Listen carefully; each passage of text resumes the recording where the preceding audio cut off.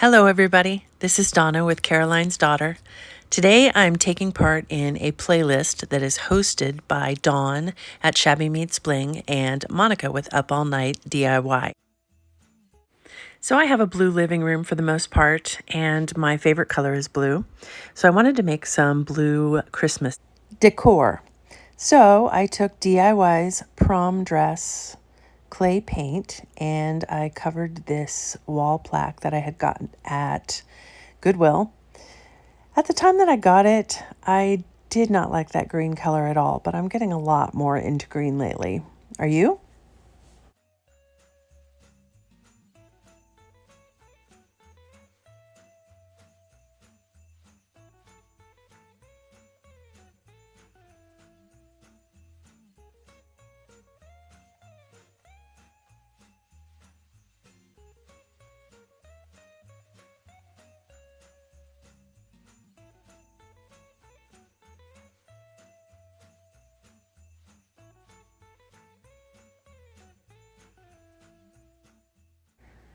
I gave it 2 coats of the prom dress. And after letting that dry, I pulled out my White Swan by DIY. I got a lot of paint on my brush, but I made sure to dab most of it off on my washcloth before dry brushing it onto the plaque.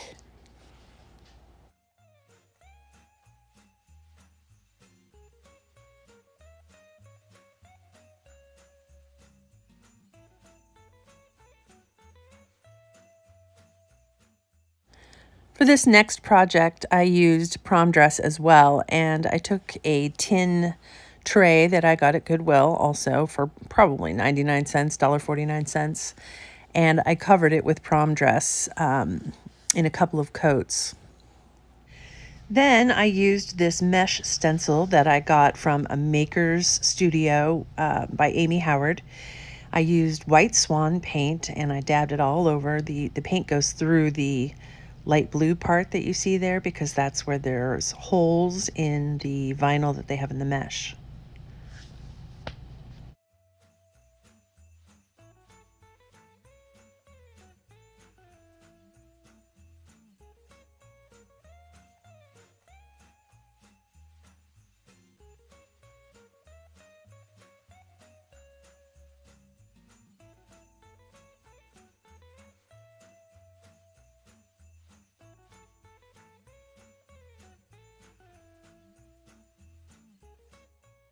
After covering the rim of the tray in White Swan, I then covered it with Golden Rule.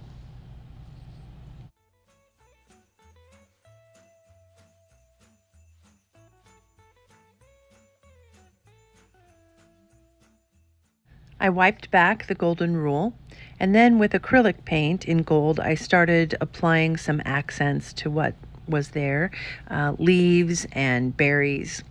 And this is the finished product.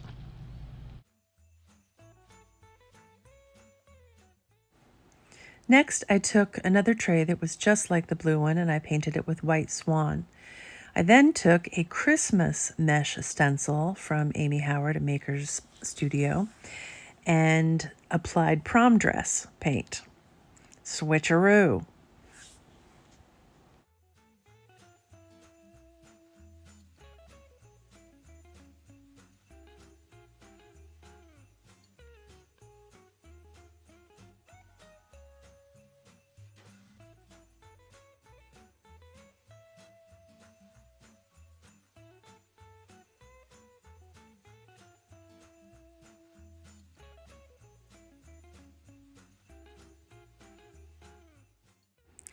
I'm sorry I didn't film the reveal, but isn't that cute? So then I took prom dress and I put it around the rim of this tray. And I believe after I did that, I trimmed it with, yes, Golden Rule.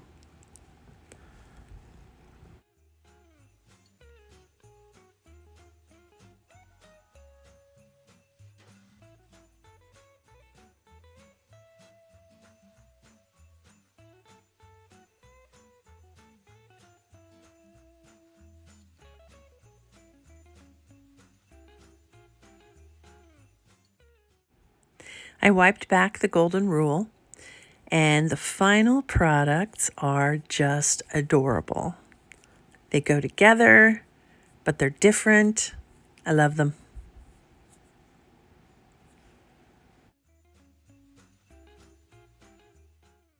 This next project was inspired by finding a Santa ornament at Walmart for maybe 99 cents. And I thought I could really do something beige mommy with that. My kids call this style beige mom, and they say it in the same tone of derision that they say Facebook mom. But I gotta say, I'm a Facebook mom and I'm a beige mom sometimes. I like color, but I also like beige.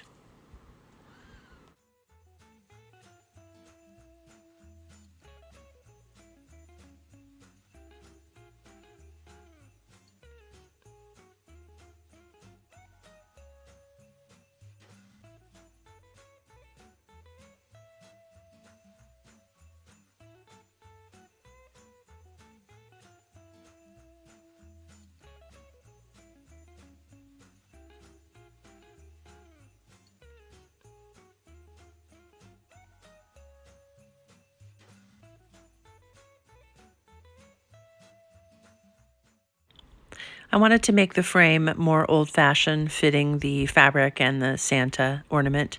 So I took some IOD frames, molds, and I filled them with DOS air-dry clay and lined the entire frame with them.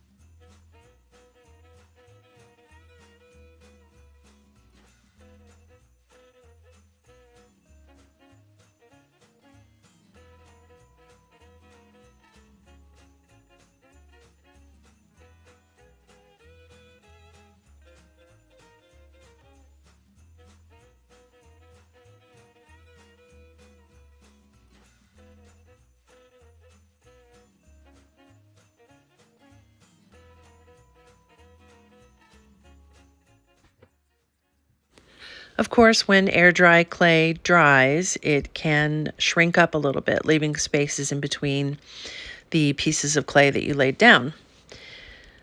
So I rolled out a little bit of not dry air dry clay and inserted it into the spots where there were cracks.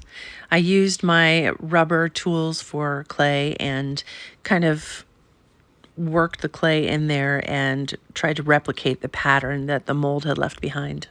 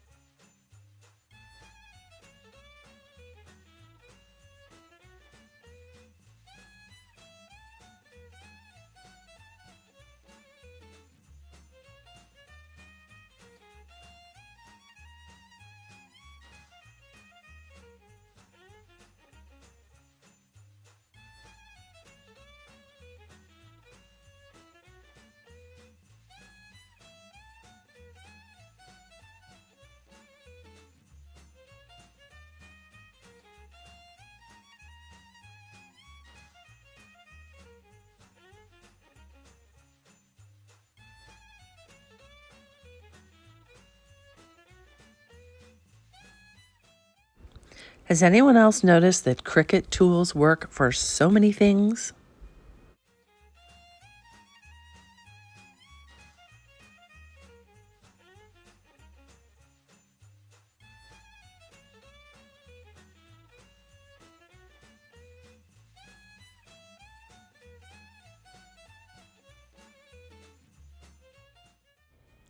Next, I painted the casting, the clay casting, and the frame itself in Paint Couture's mineral paint in the color Buttercream.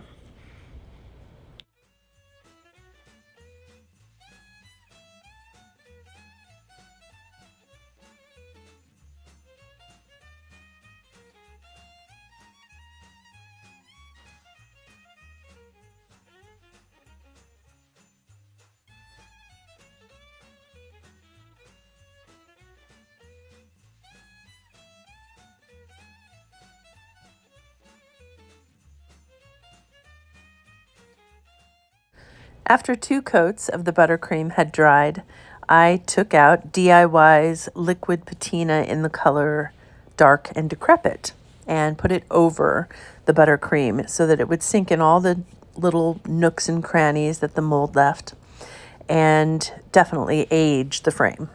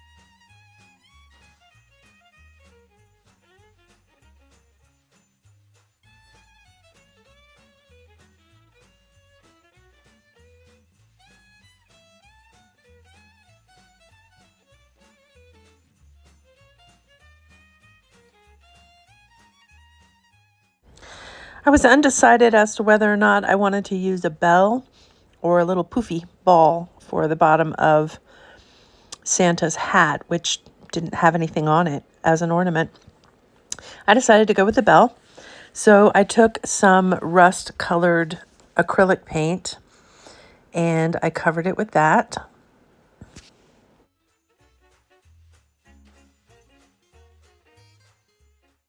After the acrylic paint dried, I covered the bell in Mod Podge.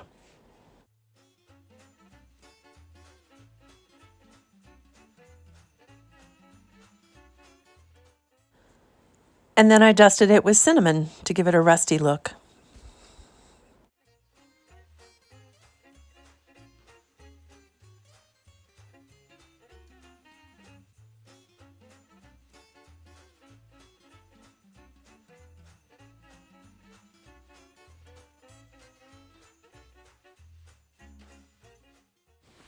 I use the long-term and the short-term method of gluing Santa to the fabric in the background by using Titebond's Quick and Thick, as well as hot glue to affix him.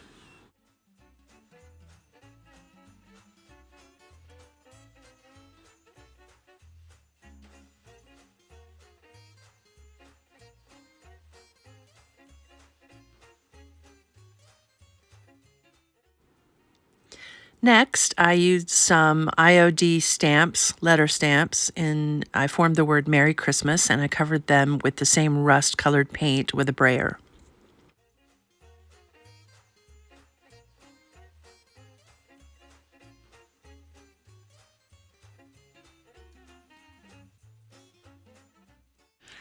I laid the fabric over the words instead of trying to turn them upside down and put them on the fabric.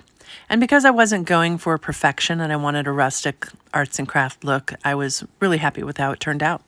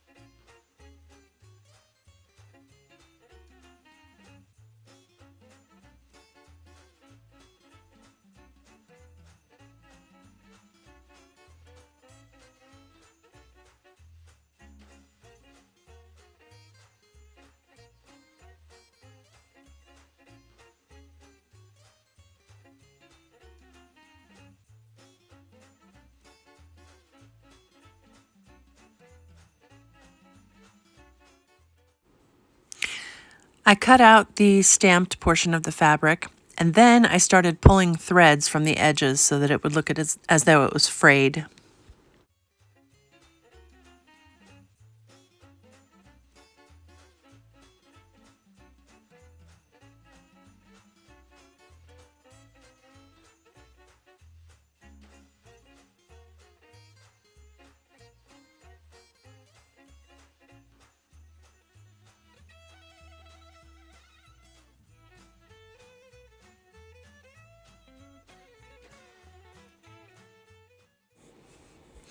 I used Ranger's Distress Oxide with a little finger sponge to age the fabric because it was too white.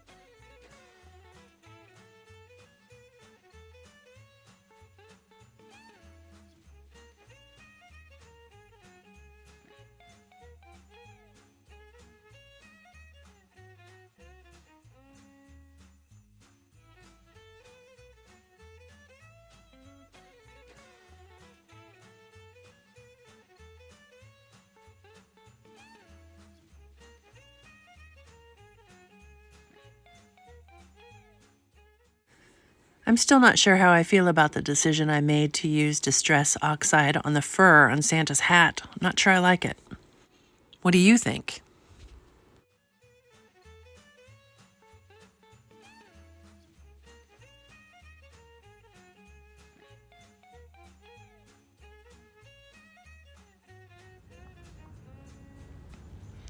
My last project on this video is one that I did a while back, and I wasn't recording it as I should have been because I wasn't thinking about doing videos really.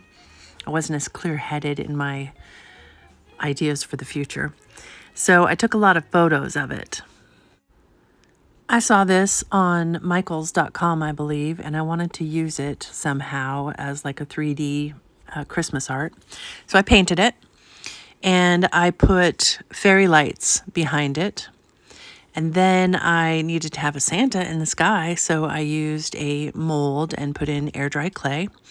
I painted the Santa with acrylic paints, and then I used a blue acrylic in like a denim blue and painted the sky. Used Paint Couture's buttercream for the moon. And then I started building a frame out of wood scraps that I had in the garage.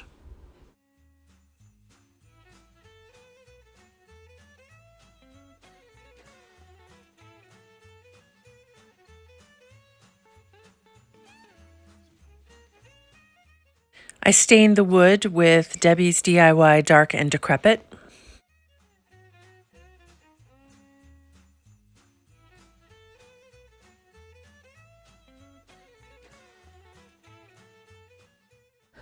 I used modeling paste to put snow on the tops of the buildings and on the foreground. In the future, I might try snow text. I've heard it works really well. I went over the Dark and Decrepit on the frame with buttercream and kept it really light and rustic and sanded some of it back to reveal the dark underneath. And this is the final reveal for these two last projects. I hope you enjoyed watching this video. I wasn't ready for Christmas, but I did have a lot of fun Christmas crafting.